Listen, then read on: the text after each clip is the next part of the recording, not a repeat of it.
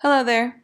My name is Marissa Mares, and the following is a presentation of what my vision of what being a culturally aware preschool teacher might look like.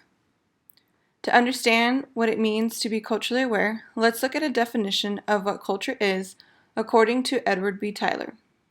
He says, culture is that complex whole which includes knowledge, belief, art, law, morals, custom, and the other capabilities and habits acquired by man as a member of society.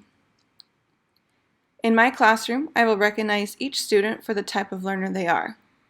It is important for a preschool teacher to understand that every student coming into the classroom is going to be different from the last.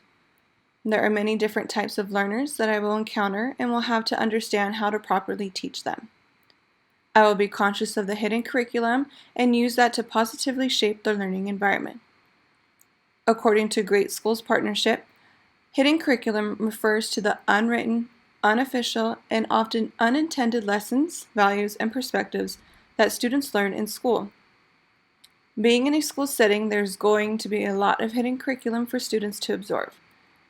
It is important that I understand this and try to shape the learning environment into a positive one. Having a space that promotes learning and supports creativity and freedom is something that is important to me as a future educator. Creating a classroom that is organized, bright, creative, and reflects the work of the students is an important concept in the learning environment.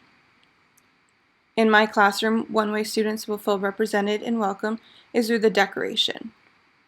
Decoration is an element that is important in this type of culture because the images, symbols, and visual representations in classroom decoration and display reinforce a certain level of sociocultural uniformity. I also feel it is very important that students are provided with materials that will enhance their learning. Introducing different technologies in a small classroom will give students the advantage they need to further their learning. My overall goal is to make students feel like they can accomplish anything in their learning environment. As defined in our course PowerPoint on the achievement gap, it is referred to as the disparity of achievement between various student groups. The gap exists especially between groups that differ in socioeconomic status, race, ethnicity, and gender. A major cause for this gap that I found interesting from our readings was from J. Rody Borg's article, Closing the Achievement Gap Between High Poverty Schools and Low Poverty Schools. It is stated in this article that specific school resources do actually have a significant effect on student outcomes, but the effective resources either have very small effects or are hard to measure. Small class sizes, more highly educated teachers with more years of experience, and a school climate with low teacher turnover improve student achievement. Cultural bias could also be viewed as a possible cause for the achievement gap. Within my classroom, cultural differences will be used to close the achievement gap. It is important to me that I understand that every student comes from a different background and culture, different than mine.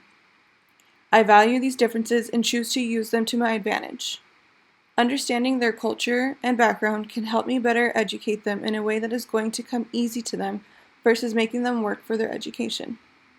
Regardless of amount of funding and resources available to me and my students, there won't be an achievement gap or cultural bias within my classroom. Culture of disability can be best understood as culture itself disables people through inherent cultural biases about what skills, values, and abilities each culture values. This idea of culture as a disability can be seen through our schools, particularly with minority or cultural diverse students.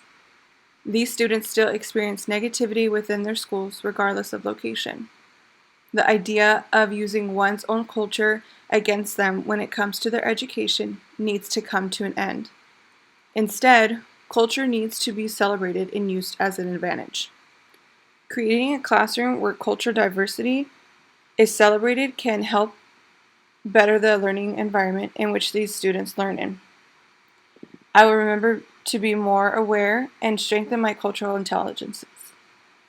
It is important that we don't focus or use culture as a disability and instead grow from it.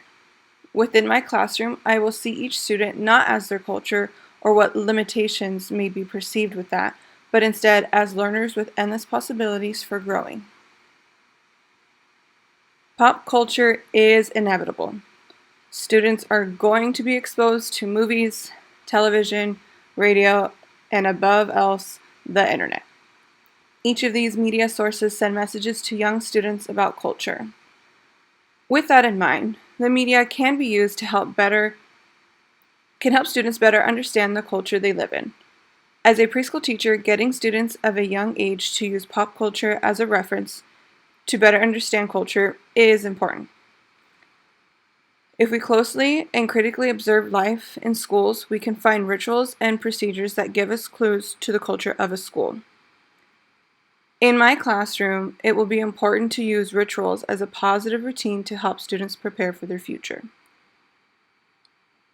Culturally responsive teaching is defined as using the cultural characteristics, experiences, and perspectives of ethnically diverse students as conduits for teaching them more effectively. In a culturally responsive classroom, teachers become joint learners. The teacher and the students learn together, share their cultural, and construct new knowledge in the classroom. By taking the very definition of a culturally responsive teacher into my classroom, I hope to create an environment where each student feels seen. In doing so, I will gain a better understanding of my students, their families, and their culture in which they come from. Together, we will learn about each other while also learning about other cultures as well. I hope you have enjoyed learning how my vision statement applies to what being a culturally aware preschool teacher might look like. Thank you for watching.